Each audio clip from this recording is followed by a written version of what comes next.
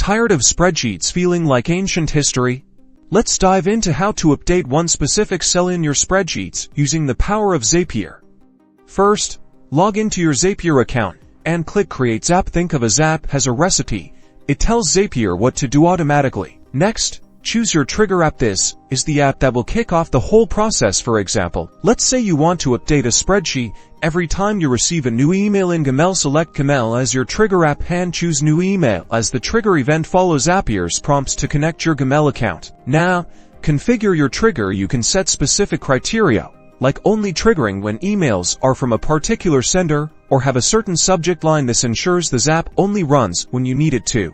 It's time to choose your action app. This is where the magic happens. Select either Google Sheets or Excel Online, depending on where your spreadsheet lies. Next, select the action event. Choose Update Spreadsheet Row or the equivalent action that allows you to modify existing rows in your spreadsheet. Connect your Google Sheets or Excel account to Zapier. This gives Zapier permission to access and modify your spreadsheets.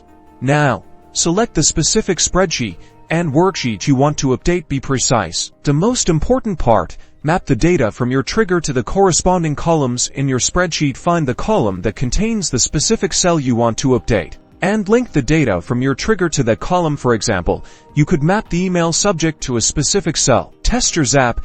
Click the Test Trigger button to pull in some sample data from your trigger app. Then, click the Test Action button to make sure Zapier can successfully update the cell in your spreadsheet. Finally, turn on your Zap. Now, whenever your trigger event occurs, Zapier will automatically update that specific cell in your spreadsheet. You're now a Zapier Spreadsheet Updating Pro.